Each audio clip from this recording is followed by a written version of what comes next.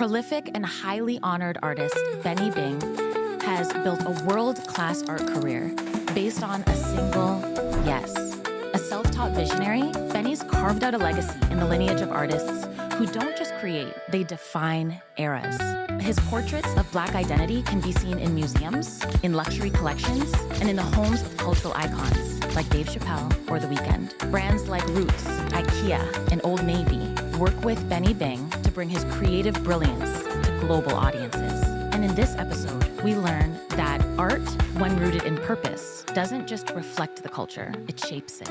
Welcome to the Other Canada podcast with Mr. Benny Bing.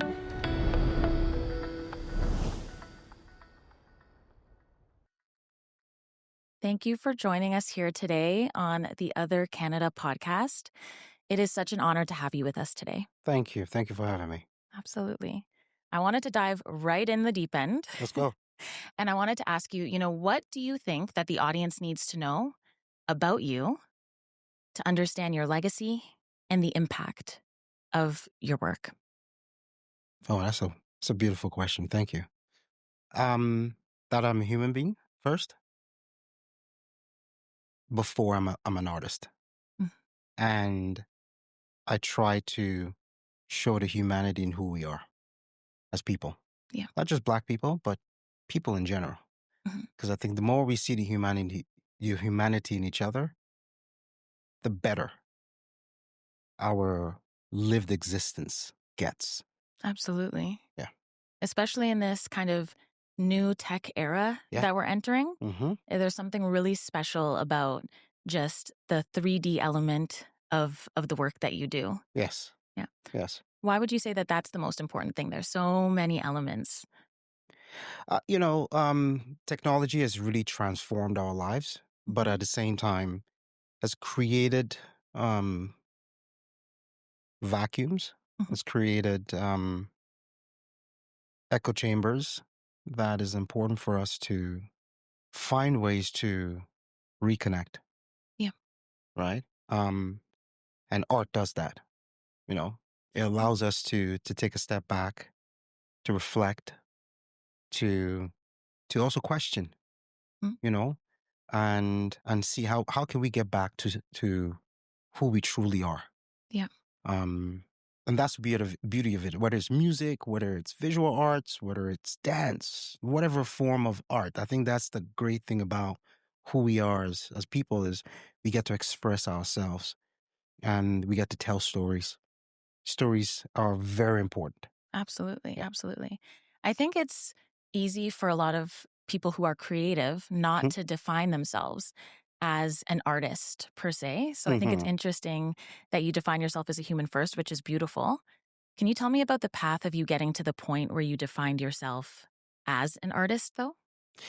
Oh, wow. That began 10 years ago. Very interesting story, by the way. I'll give you the short version, but I was 10 years ago, February 1st, 2015, I painted my first portrait. And I was just curious. And because this was a gift that was given to me, acrylic paint was given to me by my mother-in-law the Christmas before. I'd never painted before. I did know I was creative. I'm a creative person. I worked in advertising at the time and marketing. And so I was already using the creativity in a different form. So I knew that, I could dabble in this and see what happens. And I painted my first portrait and really transformed my whole life and took me to this next part of my life journey. And it's just been, 10 years has been really eye-opening, transformative. Yep. But most importantly, has been impactful. And that's what I think the impact is what I'm really, really glad and happy about. It's the impact on the community, the impact on people, the impact on myself as a human being. Yeah. Beautiful, beautiful. I think, it was really interesting to hear in our pre-interview just a little bit about your story of how you got to that moment 10 years ago. Yeah. Because 10 years ago wasn't that long ago. That's right. That's right. Right? Yeah. So let's rewind all the Let's way. go back. Yeah. how did you get into, like, what were you doing before you were an artist? So, well, I did many things before I was an artist. I was a dishwasher, Beautiful. you know. I was in tech. I was in advertising mainly. My first career was in advertising and marketing, helping a lot of mom and pop businesses establish their online digital presence and how they can transform their businesses using different tools. And I love what I did. Yeah. But there's a lot of transferable skills that I took from the corporate into the creative now. Um, if I fast forward back, I'll say 2008. While I was in marketing, a friend of mine and we created a tech app, Giddy Lounge. Some people don't know about this, and some people do. And the people that do remember us, we were way ahead of our time. Mm-hmm. It was a Spotify for African music, specifically Afrobeat music. Beautiful. Beautiful. um, and we were just at the precipice of this wave that has taken over the world now Mm-hmm. with Burna Boy and Wizkid and all this, and the Thames is amazing artists that we're seeing now. We were providing content to majority of the users were college students that were foreign students overseas in Europe and America, and were looking and craving their music from back home, and they didn't have anywhere to get it. So we created this app. First, it was Spotify, music on the streaming music, and we had a 24-hour radio and also podcast. And Amazing. so we were able to connect with, we had over 500,000 users, people tuning in. I always say we were instrumental in the wave of and the spread of Afrobeat globally. We were Wow. part of that. I would say, part of the fabric. There were a lot of other players in it, but most people knew Getting Lounge as the premier place to go. A lot of people that end up being big online personalities and on-air personalities in Nigeria started off at Giddy Lounge. A lot of engineers, a lot of tech guys. The co-founder, Olumide Adewumi, is now working with Amazon. Wow. Is a VP there. So all of us have kind of gone places now. Mm-hmm. But it was a great venture. It was just just too early. Yeah. People ask me, oh, if you can go back in time, would you change anything? No. Everything happens the way that it should, and I'm really glad that he did, and we play a little role in that. So that's phenomenal. Like, so, and I think it's surprising that a lot of people wouldn't know that, because that's a huge nugget in terms of, what's probably prepared you to be in this space That's right. now and who you are. The tech world is kind of like the wild, wild west when you're creating an app. That's right. And the art world, similarly, Mm-hmm. is very much like the wild, wild west. There isn't a predefined path of how to kind of move up and kind of establish your name That's right. within the art space. Can you share about that transition from tech founder to now prolific artist that you are now? Um, a lot of lessons that I learned in tech was a lot of business lessons, Mhm. right? How to raise funds, how to diversify revenue streams, um, but most importantly, how to deal with people, right? How do you interact with people? Different types of people. We're dealing with um, staff that we're working with, or mentees that were working with us, um, dealing with just individuals who love this what we were doing. Yeah. And then how do you also deal with and interact with people you're trying to get money from? When you're raising money, and these are different environments that you have to adapt to, Mhm. right? So for me, understanding people Yep. is huge, Mhm. right? And this is a transferable skill that you can take into any industry that you go into, Yes, yes, right? yes. And so going into art, um, I took that. That was a big part of it. how you interact with people, how you build relationships, Mm-hmm. and how Mm-hmm. do you collaborate, right? These are things. So going into art, my first thing was, hey, how do we make money? Yep. How does Yep. this work? What is how do you become a successful artist? What does success look like? Mm-hmm. Mm-hmm. Right? Mm-hmm. Not just for an artist, but what does success look like for me in this industry? Um, and how do you measure that success? Mm-hmm. Right? And how do you sustain the success? Everybody wants to be successful. Everybody wants to be rich. Mm-hmm. But how do you keep that Yeah. going? Right? How do you retire as an artist? Mm-hmm. And there are people doing it. And who are those people? Because they're not the ones you would normally see publicly a lot of times. Um, they're not Jeff Koons, for example, right? Yeah. Just a quick name I'll drop out there as somebody who people um, look up to. Um, these are outliers, right? They're not the norm. So when you take a deep dive and you start to see there are actual people with amazing careers, Mm-hmm. and what did they do, and understanding their journeys, and how can I use some of that information Mm-hmm. to inform my own decisions in my own journey. So mentorship, is a huge part of what I do, and Yes. huge part of what I fight for now Mm-hmm. in the industry. Um, and all these things are key. We forget the importance of what a mentor can do and how transformative a mentor is in Absolutely. any career, in any industry. Yeah. I still have a mentor. You're Beautiful. never too old to have a mentor Yeah. at any stage in your career. Mm-hmm. No matter how successful you may think you are, you still need a mentor. Yeah. So yeah. It brings it back to what you were saying about humanity too. Yeah. At the end of the day, yes, it's the art. Yes, there's the business, but the mentorship is where that like human element continues to come in alongside what you're building That's for right. your audience Yeah. as well. Beautiful. I wanted to still tap in and understand a little bit more about that moment. Okay. Because I think there's a moment in every creative's life Yeah. where they're taking the safe path. Mm-hmm. For you, the safe path or predetermined path was that tech space. Yeah. And then there's that pivot where you say, okay, I'm going to embrace a creative career. Can you share just what advice would you give to an artist who is making that pivot decision? And what are some steps that they should take to make sure that they build the career that they envision? Yeah.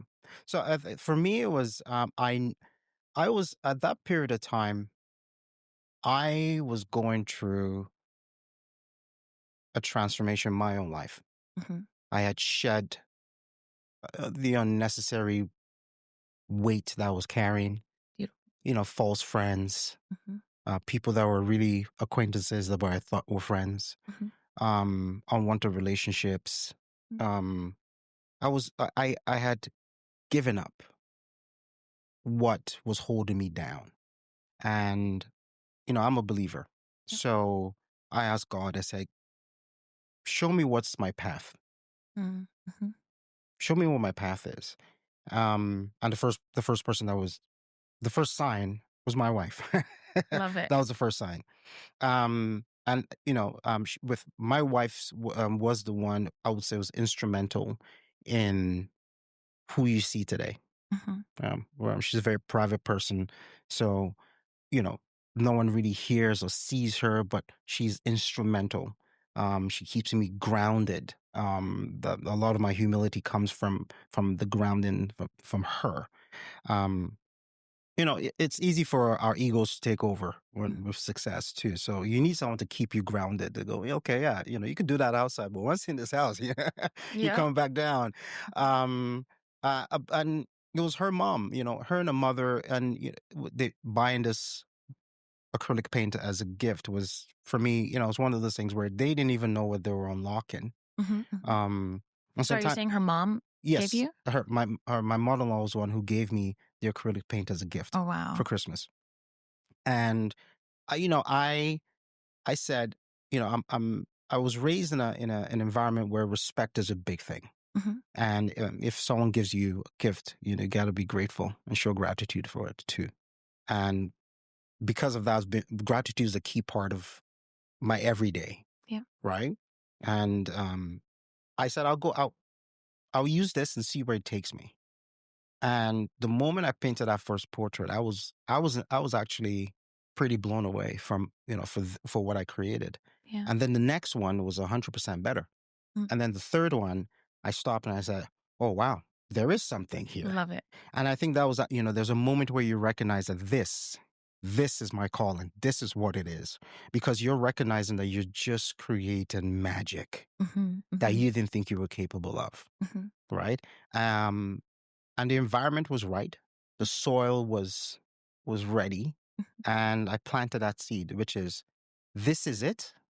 I'm going to nurture this, and I'm going to run with it. So for me, it was just how do you build a creative entrepreneurship, Mm-hmm. right? Because a creative practice is what I had already. I was already painting after work every single day. Um, my best friend bought a painting. He has my first painting, by the way. Love it. I love that. It's hanging in their home, and I was just selling them to people I knew and people that were blown away by what I was painting. But the work just kept getting better and better. And my wife actually applied for, behind my back, applied for my first ever public exposure, which was an art fair in Liberty Village, Okay. called Liberty Village Art Fair, Mm-hmm. or Art Crawl was what it was called. And she told me, "Oh, by the way, you've been accepted to this art fair. The world is going to see your work for the first time." I was like, "Wait, what?" Okay, let's do this. And it was a huge success. I sold pretty much all the paintings Mm-hmm. um, at that fair. And that was, again, another sign. Mm-hmm. You're on the right track. Yeah. Keep going. So what I decided to do is create a creative business. So Okay. register the business, know how to do the books properly, understand what are the different verticals, what are the different revenue streams, get a mentor, Mm-hmm. understand what you need to do in order to be successful. What are the tools that are available out there that are provided for artists? Yeah. What organizations are there that can help you grow? But also keep an open mind, because there are people on the path that will basically guide you. Yeah. And one gentleman by the name of my first mentor, Mark Liam Smith. Beautiful. I met him at a art store in Spadina. I happened to just walk into, and I was just curious to have my work sold there. And he was like, "No, you wouldn't, because these are all Asian artists. But I can, if you're interested in understanding how you can show, where you can show your work and how the industry works, I'd love to talk to you." And he was kind enough to give me some time, and you know, just that time, Mm-hmm. those that 2 hours was gold. He there was so many huddles that I didn't need to hop over Wow. because of the information I got from him. Does he know this? Yeah, he does. Okay. He does. I'm always grateful to him. Mark, I am still grateful to you every single day. Thank you. Thank you. Um, and we have a beautiful relationship till today. Whenever he comes into the city, we always hang out. He has a beautiful family, and so do I. So we do our best to always meet up whenever we can. And Mark just gave me these gems, like Mm-hmm. just knowledge, be professional, focus on your craftsmanship no matter what, network, build community, Yeah. right? These are all the pillars that he gave to me out of knowledge. And I took that and I ran with it. And it definitely, um, I would say the information I got from him allowed me to jump at least 5 years. Wow. Right? At least 5 years. I was able to know, where do I need to go? What do I need to do? What organizations are available to help artists, emerging artists in Toronto? What loans and grants and bursaries are available for artists, whether you're creating or whether you're showing work. And it was key. Mm-hmm. But he said, keep an open mind. That's what he said. Just always keep an open mind. Yep. Right. He's also one of the most soft-spoken individuals I've ever met, and I never forgot that. So there was a day I was just walking in the neighborhood in Regent Park, Mm-hmm. and I happened to meet a gentleman who lived in the community by the name of John McCubbin, Okay. who became my second mentor. This is an ex-Bay Street guy Mm-hmm. who had retired. I was now doing motivational speaking. And we just struck it off.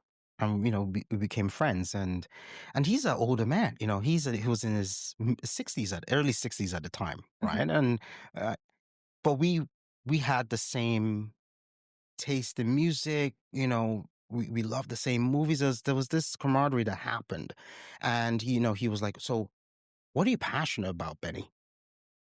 Was this in the first conversation when you met him? Wow. First conversation. Like, so I was walking by his townhouse, and he was playing Leon Bridges.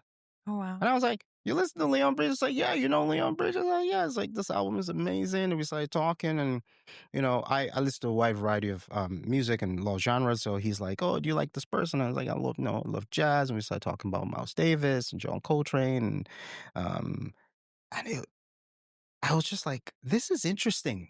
It's rare where you have this interactions with people. So I felt there was something here. So I leaned into it. It's kind of interesting because there's kind of a through line here. This mix of being really present and kind of following the signs and, Yes. being open to saying yes. Yes. And then there's also this like strategy that you're building alongside that.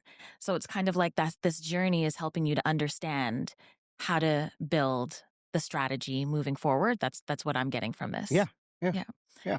What would you say about that? Like, is that like, how important is it to be present and to listen to the signs of the world and to be open? And what are your thoughts on that? It's very important. It's, to me, one of the most important things is you got to be as present as you can in the moment, because there's a lot of things that, if you're paying attention, you pick up on Yeah. that can help you pivot in different directions, right? Um, the awareness is important, right? Yeah. And then allow you to act. So one of the things that for me is the power of action, right? And when you're present, you're more aware of acting and taking action, right? Yes. When we're Yes. stuck in the past or too worried about the future, there's that lack of action because you're stuck, right? So the more you're present, the more you're able to act on it. And that whole the power of action to me is been my story. From the beginning, is taking that brush and going, "I'm going to paint this. I don't know what's going to happen." Right. And there's no grand plan. I'm not painting to be Basquiat or to be this great Canadian artist. No, I just want to paint my first painting. I just want to paint something, whatever this is. But that opens doors. Yeah. That creates the path for you. Because once you act, everything starts to fall in place. So that's always been on everything that I do is I just act. And same thing. So speaking with John was just acting on being present in that moment, first of all, and actively listening and building a relationship with this individual, not knowing where this is going to lead. And then he asked that question, "What are you passionate about?" And I never I never heard that question, never thought about it. And I was like, "Oh, I'm really passionate about painting right now because, I just started painting a couple months ago, and I got this paint for my mother-in-law, and, I've just been doing this things." Like, "Oh, really? Show me some of your work." And I did. And over time, we built this really beautiful relationship. And he said to me, "This is what you're supposed to do. I think you should quit your job. This is your path. This is what you should do." And hearing somebody from, his caliber, especially a motivational speaker at the time, tell you that, um, I'm listening. Okay, go ahead. You're ex-Bay Street, so you can also tell me how I can plan this out. Map it out. Let's do this. And he gave me this crazy plan. It's very simple, but he gave me a plan and said, save up for 6 months Okay. and quit your job. Once you have everything you need for 6 months, now you're on a timer. Now you have 6 months to act, do. And if it works, it works. You're never going to look back. And if it doesn't, you go back to work. You have nothing to lose. I love that because it releases that regret that can often happen, especially for people who want to take the creative path, but they're nervous about it. That's correct. Because it's so easy for us to take on the limiting beliefs of, many of our family members, you know, the way that society kind of Society. projects it, Absolutely. which is that you're either extremely successful Hmm. or not successful at all. Hmm. But what you're talking about is where you've kind of prepared to allow yourself to go all in. That's right. Yeah. That's right. And and in that 6 months, there was fear, Hmm. right? We could talk more about fear, but there was fear in that 6 months. But the fact of that John McCubbin saw it and saw something in me at that time, Yeah. um, that I didn't have that vision. I didn't see it. Hmm. But he was like, "This is it. This is what you're supposed to do." Um, and the humility to be able to listen to him Hmm. and go with it, go through with it too, um, is another thing, Yeah. right? So I did that, and I think at that time I was probably about 4 months in savings. So I was like, "Oh yeah, yeah, yeah, okay. I think I'm close enough. I'll do it."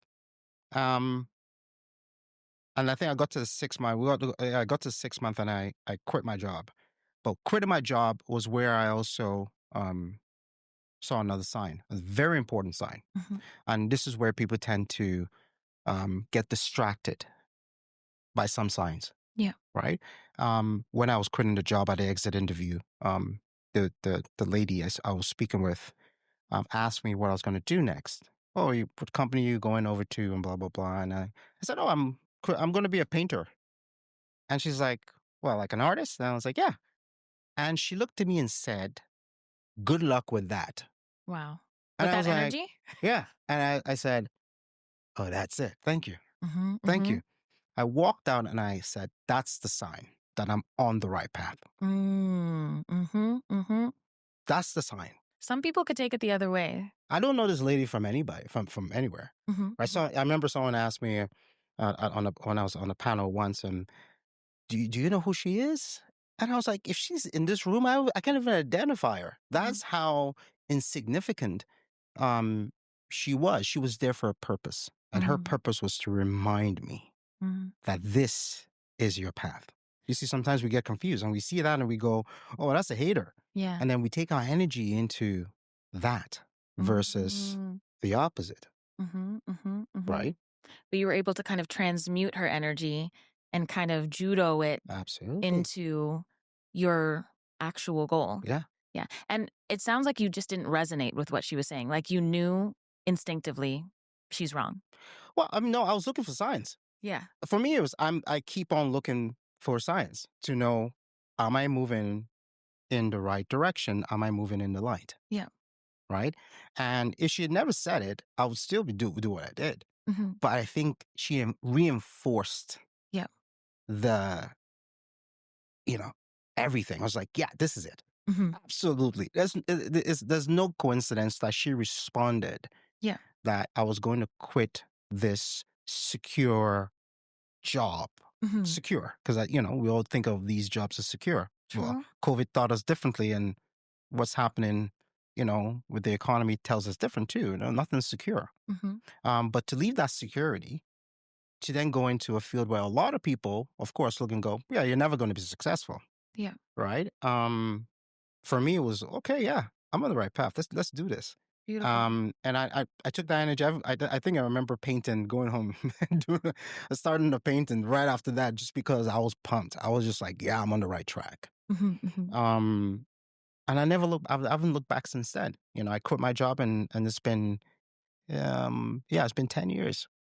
That's beautiful. And, in our previous conversation and what I'm hearing from what you're saying right now, you have a really beautiful relationship with fear.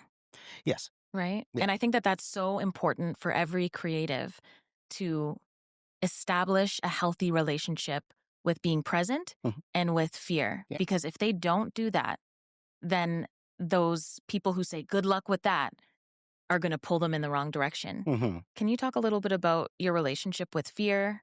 You seem fearless in the way that you are definitely humble. Yeah. He is who he is in real life too. His energy is just, but you also feel fearless in this endeavor. Yeah, because also because I know God got my back. That's one thing too. There's that Amen. understanding that God is behind me. Hmm. That there's a lot of things that God's hands over it. That Hmm. I know I don't. Something is moving this, Hmm. right? Um, but so I read a book about fear. And it talked about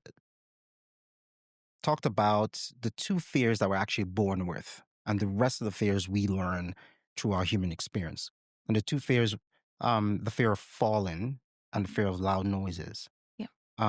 But the fear of success, the fear of failure, the fear of being, um, uh, of not being let in. So there are, I think, about four. I can't remember all of them right now, Yep. but these are all fears that we learn Hmm. from, whether it's our family, our parents, or people around us, school, society.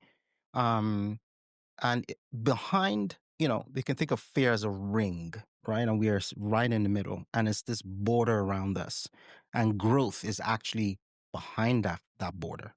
So the moment you actually just need to walk past it, you Hmm. recognize that there was nothing there in the first place, I receive that.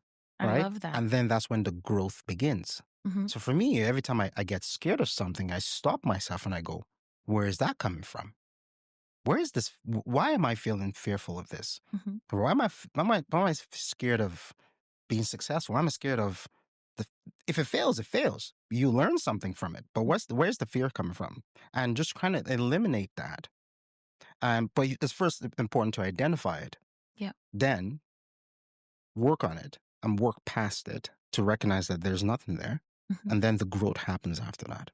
Right. Beautiful. So that's what I've kind of done, Hmm. um, all through until today. I still, you know, implement a lot of these strategies to get through things and to accomplish all the different projects and goals that I have. Hmm. And I think that's been instrumental in part of my success and what I've been able to do, because I've done all of this in 10 years. Hmm. Um, self self-made, no Absolutely. representation, everything's been by myself. And I think it takes a lot to do that. And it takes a lot of overcoming fear to be able to accomplish the things that I've accomplished in a short period of time. Yeah. No, I can definitely see that. And the thing is, you're also self-taught. Yes. You're building the business on your own. You're Yeah. self-represented. You do, uh, you know, um, a every single year you help me out. I do an You do exhibit. an exhibit I do every an single exhibit every year. year. That's Yep. right. That's Hmm. right. Hmm. That's Hmm. right. So that was another thing I said to myself, right? So I don't care if I never get represented. I would throw a show. I'll do an exhibit every single year. I will create a body of work Yep. and I will show it. Whether you like it or you don't, or you don't, it doesn't matter to me. I will create something and I'll put it out there. And this probably gives you the freedom to create whatever it is that you want. Yeah, You don't need to create based on, a predetermined blueprint or outline. It gives you that freedom and latitude to explore. that's right. And this is why, series like Bloom or United We Stand are so potent. Yeah, Can you share a little bit about the narrative behind those and as well, like the process of you creating a collection like that? yeah. So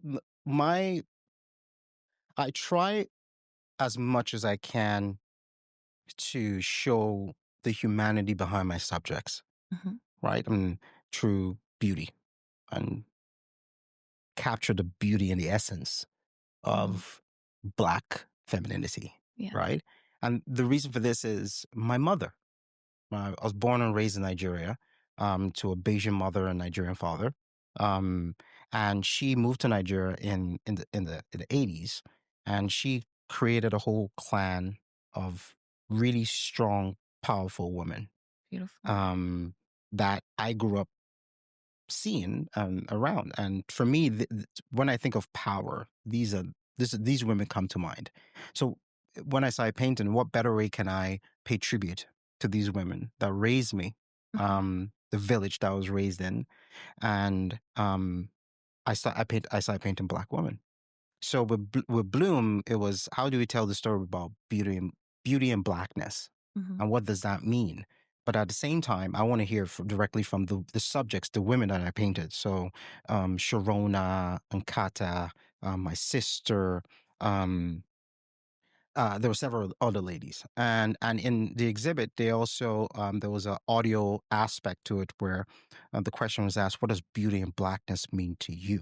Hmm. Right? As a black man, I don't know what it's like to ever walk a day in a black woman's shoes, so I can't say what that is. Yeah. But what I can do is be an instrument and give them the platform to be able to say that, and that so painting them and capturing them and immortalizing them in paint is one thing, but I want people to hear and get that audio experience of from the subjects themselves. So what does it mean to be black and beautiful? So your work is in museums, in galleries, in condo entrances, and, you know, it's telling our story in those very public spaces. Hmm. Before you start creating a body of work that you know is going to be in that public space, what are some of the things that you're thinking? I'm sure you're thinking, this is going to be my best work yet. What are you thinking about what the audience is going to feel and think? Are you thinking about the narrative? What's kind of going through your mind during that process? Oh, I'm not thinking about anything. Wow. I think the only thought is, um, how do you start? Hmm. What is the anchor? What is that first painting? So, for example, let's use Bloom as an example, the collection Bloom.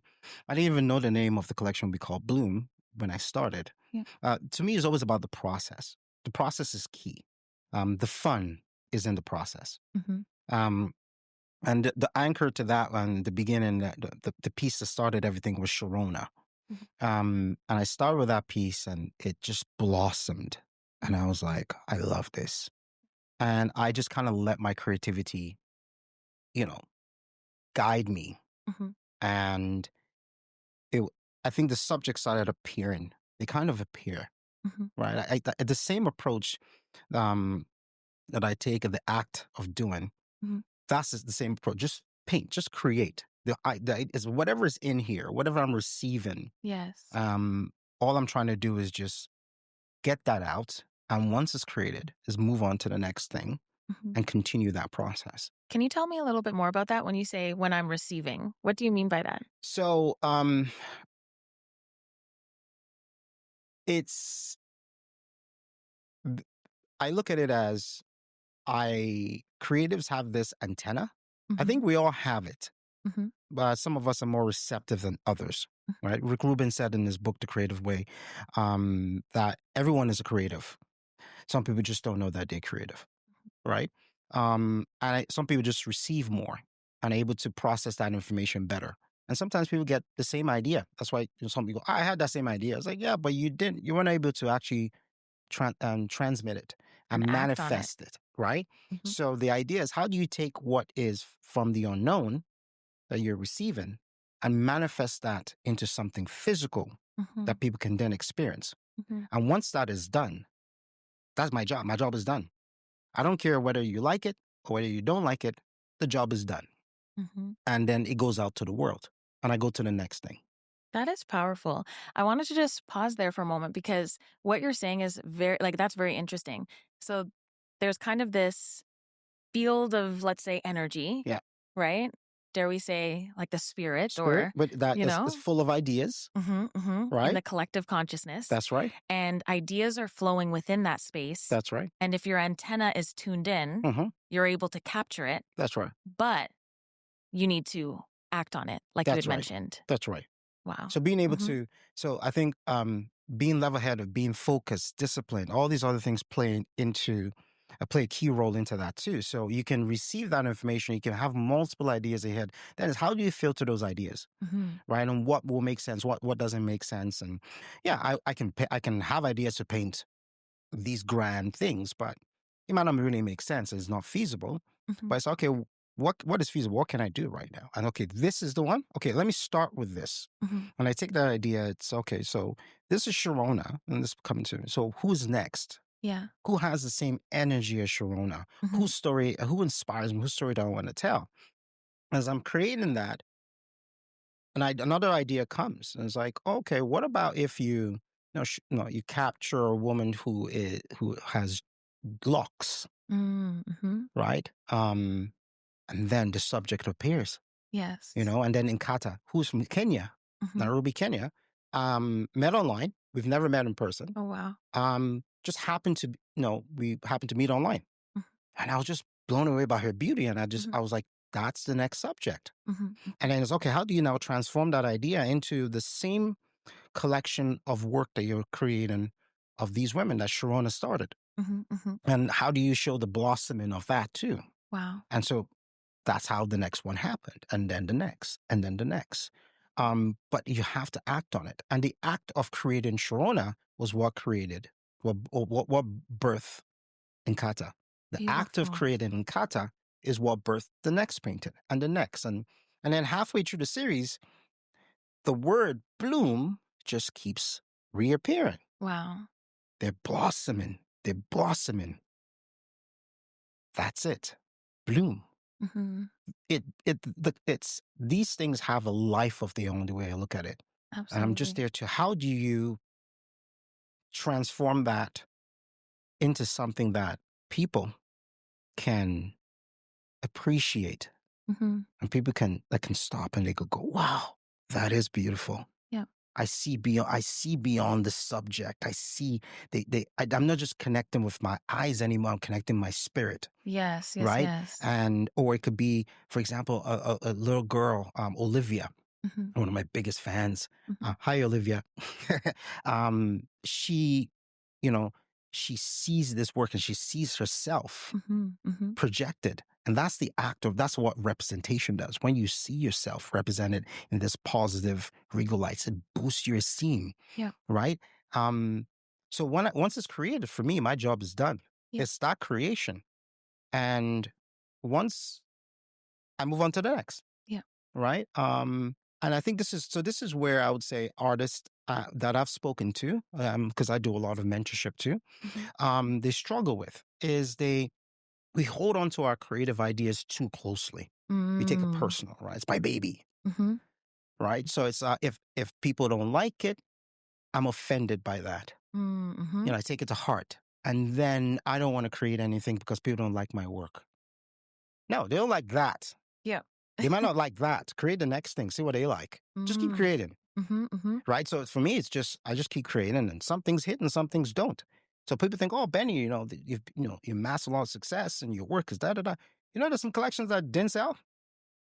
People don't know that. I don't need to announce it, but they didn't sell. But I don't have them. They were donated.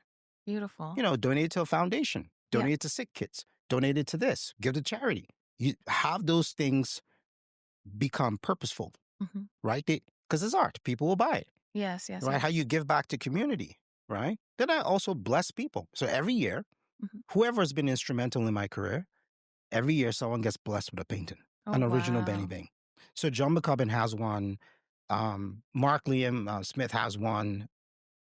My best friend has one. My mother-in-law has one in a home in France. So it doesn't. You don't have to hold on to something just because no one wants to buy it or no one wants to appreciate it. No, once it's created, your job is done. You can't control what people like and what people don't like. It's subjective. So you just move on to the next thing. Don't let it hold you back either. Yes. Right? That energy will hold you back, right? It'll really hold you back. And so you move on to the next thing. Oh, you don't like that? Check this out. Here's the next thing. You don't like that one? Don't worry. I got something else. And you just boom, boom, boom, boom, boom. And that's the beauty of it. And what happens is, what I've noticed over the 10 years is where I am now, people look back and go, I love that old collection. Yeah. But it's like, you were at that show and you didn't like it. Yeah. It's right? time that it took for it to get marinated almost. That's right. Yeah. It's kind of interesting. You speak about bloom and hey, Sharona. Sharona also talks about seeds, right? And so I think it's really interesting, when you're looking at the subject, you're probably capturing some of the things that are in their heart, in their mind. Yes. And it sounds like, there's just something more than just the physical experience happening. That's right. You're working from your heart. That's right. When we had spoken, you had shared, and I'm not sure if you feel comfortable to share this, the mantra that you use when you're painting. Oh, absolutely. And that touched me so much. I thought, man, what's my mantra? So maybe can you share the importance of having a mantra and share a little bit about your mantra if you feel comfortable? Absolutely. it's like it's a guide. It helps you. For me, it keeps me on course. Mhm. All right. With the creative process, a lot of creatives notice. You go through this uh, roller coaster of emotions while you're creating Yeah. whatever it is. Any creative process is this roller coaster of emotions. We tend to lose focus depending on how we feel, and there's that point in the creative process where you go, "No, this is crap. It doesn't look good anymore. I hate this work. I'm done. Mhm. I'm just going to leave this. I'm going to do something else." Or I'm not good enough. You start to self doubt. Mhm. All these things start to kick in. It's all negative, all right, and that's why attitude and how you think is so important. Mhm. I always say, as you think, so shall it be. True. If you think it's crap, it would eventually be crap because you're never going to do anything after that, right? Mhm. If you think you're not going to succeed or be successful, you're not, Mhm. right? So as you think in that process is key. Mm. So how do you keep a positive mindset in that creative process? For me, I look at and I look at a canvas and I go, paint what you see. Paint Mhm. what you see. Don't don't panic. Just paint what you see. The Yeah. rest will work. And every single time, Mm. it's like magic. Yeah. And it happens. It happens every single time. Mm. There are some times where it's hard, where I say it and then it doesn't. I still feel the same way. And then at that point, it's time to take a break. Yeah. Take a break. Take a step back, and look at what you've done, Mhm. and then come back to it. Explore it later on again. And the same thing. You just keep on doing that. So that's what I do, to keep that positive mindset. And even in this, if even in my career, Mhm. in business, there's slow periods. Yeah. Not everything is always boom, boom, boom, Mhm. right? Mhm. There's slow periods. And when it happens, I just go, okay, that's good. You do need a little bit of rest. Yeah. Um, but don't panic. Mhm. Everything will work out the way that it should. Absolutely. How do you stay focused even when things are slow? You Mhm. see, a lot of people, when things are slow, they give up. It's Absolutely. not for me. It's not for me. No, no, you know. And, for me, slow could be 3 months, 6 months. For some people, slow could be a week Mhm. or a year. Mhm. But the question is, you gotta be consistent. Yes. How bad do you want this thing? So what about consistency because at the end of the day, we're humans first. Yeah. What about consistency through different seasons of life? Hmm. There's the summer season, there's the spring season, and then there's those cold, dark nights of the soul. Yeah. And you've been able to be consistent every single year through many different changes. Yeah. Can you talk about consistency in those very human moments? So, I'll break it in two ways. And I'll share some personal in the second part of the story. So, the first part is how I operate, just in general, my business and my creativity. I only create between November and April. Now, Okay. this started 2022. Hmm. No, 2021 during COVID. I moved into a new studio, and so I was no longer painting at night. I was now painting during the day. Um, and for some reason, every single year after that, this creative burst and kind of happens between that period of time. Wow. So the second year happened, I was like, okay, it seems like this is a pattern. And the third year happened again.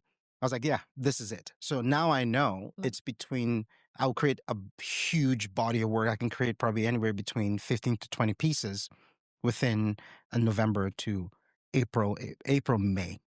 And then from that period is more of just the other side of the business. So a lot of, showing the work, other parts of the business will come into play, exhibits, collaborations, and all the other verticals I have. And then in terms of career, Mhm. for me, it was, I lost my brother 2 years ago, Okay. to gun violence in the city. And it was tragic. And, it was a shock to the family. Um, my our father died, passed away also 2 days after the funeral, Mhm. and it was a pretty tough time, and that to me was my first experience with grief, Mm. and um, I went into depression, and I recognized that I was in a depression. Yeah. That's the first thing you got to do. You got to recognize that this is a depression. Don't lie to yourself. Get help. But before I got help, I said I should use what God has given me Beautiful. and see if there's something here. Mhm. You hear these stories of people, taking and using the experiences, the life experiences, to make transformative work, right? Because I was like, let me see what happens, And to be honest with you, it was it was amazing. I was going to the studio every day, just creating and creating. And I started creating this body of work of men. I started painting men. And I was just excited about it. And as I posted one or two of them online, people were like, "Oh wow, you pivoted, you're painting men now." Yeah. I was like, "Well, I'm just exploring and Mhm. seeing what happened." What I didn't know was happening was healing. Beautiful. All right, it was healing, and that's the same thing, is recognizing these patterns, Mhm. right, and be understanding there are going to be periods where you're going to be shook. You're going to be shaken. Yeah. How do you, you take it, but you get up and you keep going. Right? Mhm. Because it's a storm. You got to pass through it. There's no other way. You can't go around it. The only way is through it. Yeah. Right? The same thing with your career. Things are slow. There's no other way to do it. You got to go through that thing. Right? Mhm. But in that storm, you're gonna get some tools that are essential. Mhm. You're gonna learn some things, Mhm. right? That you might not know before going in there, that you will discover while you're in there. Yeah. I didn't know that it was going to be a healing process. Yeah. Right? But it was. And I created this beautiful body of work that will be showcased next month in Montreal, Wow. in honor of my brother. Um, What did you name it? And sorry. So, first of all, just my condolences for Thank your you. brother and your father. And it's absolutely moving, not just moving. I want to find the right word. It's eye opening that, you've been able to take that and transform that grief and that pain into something that's beautiful. And not only is it a gift for you, it's about to be a gift for everybody else. Yeah. Yeah. The work talks about male vulnerability. Mm-hmm. That's what the work talks about. It talks just showing the humanity and who we are also as men. Mm. And there is this um the society, black masculinity is projected a certain way in society. Mm-hmm. And how can we redefine that? Mm. Right? How do we really connect back? Right? How do we show the love between ourselves and really, so we can really see ourselves, right? Mm-hmm. Um, yeah, it's at the moment I didn't know what I was doing. Again, acting Yeah. without any notion of where this thing is leading, but acting and understanding that you're going to get somewhere with this, but you just don't know where and what it's going to do. Um, and I didn't know what it was going to be called. I didn't even know if I wanted to show the pieces. And again, it birthed itself. It's titled My Brother's Keeper. It's the Beautiful. name of the exhibit and the body of work. Beautiful. Yeah. So excited to see it. I know it's going to be a gift to everybody. Yeah. Um, I'm even just taking a pause here just to take that in. What message? So I had another question, but now this is just what message do you have for creatives? So if you look back to your younger self and you were saying, hey, you know, yes, there's the fear. Yes, there's competition. Yes, there's AI. you know, yes, there's the limiting beliefs of your family or what society projects. What would be a message that you would give to the creative out there who's just thinking, hey, I feel that this is my calling, but I'm not sure? So, in terms of creativity, express yourself no matter the way you want to. That's the gift that we're given by our Creator, Mhm. is the ability to create in His image. Same way. That's the thing we're given, and I think women have are the best creators. You create life, Mhm. right? So create regardless of or how other people think or feel about your work. Create your own magic, but at the same time, be grateful. Gratitude, Mm. number one. Mindset. You got to have a positive mindset. You got to reinforce it. It's something that's ongoing. I do it every day. All right. You got to have an optimistic and a positive mindset. You got to be optimistic about everything, about your future, about everything. No, even when everything is crumbling around you, you got to keep that mindset. Right now, economically, in times, we're going through some very, trying times. I'm so optimistic, Beautiful.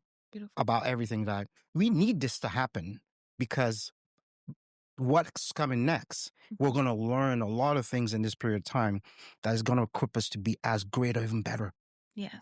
in the future, right? Once this is, because, it's not going to be, the pendulum swings, it's here now, it's going to be there next time, right? And it does this thing, right? So, mindset, right?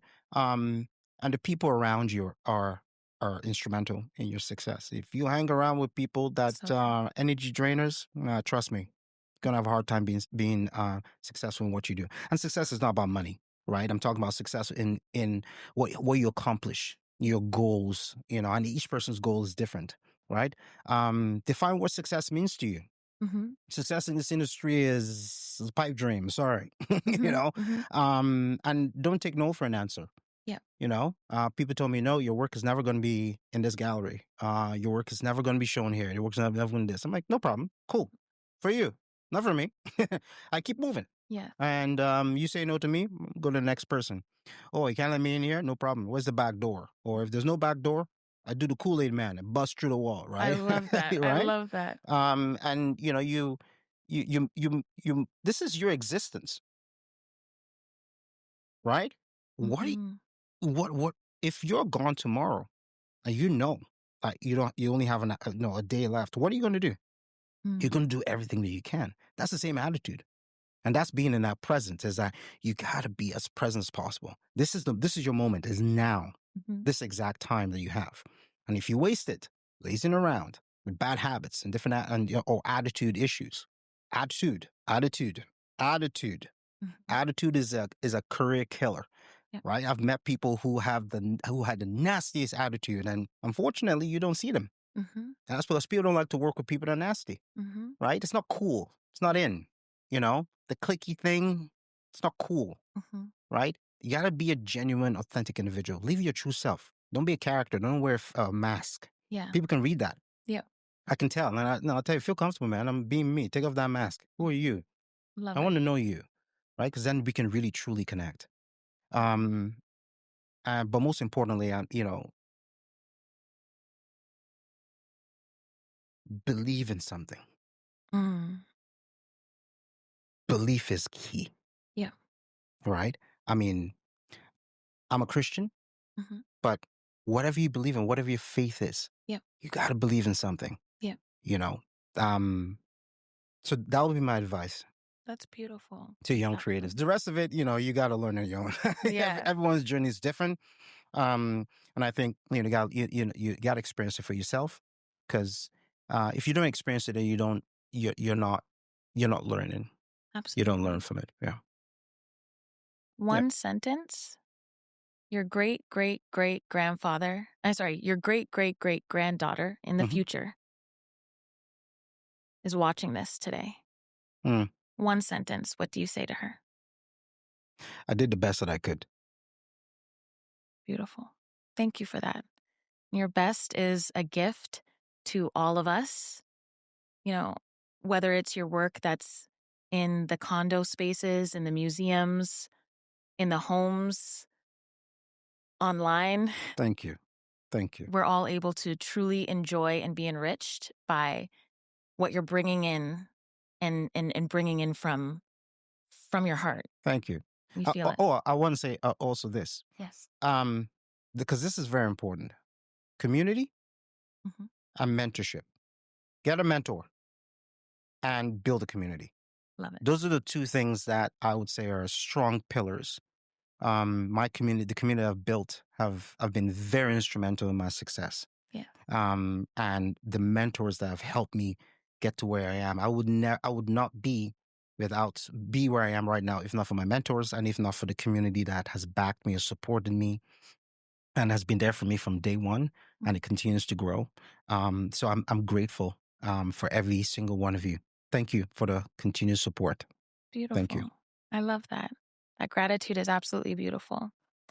And if you are looking for any of Benny's work, you can find Benny Bing's art definitely on Google, but on his website. Thank you for joining us here on the Other Canada podcast. You know, it's been a beautiful, let's say, element of the tapestry of the stories that we're going to tell in this season. And congratulations Thank you. on building such a beautiful career Thank and you. beautiful body of work. Thank you so much. Thank you. Till next time.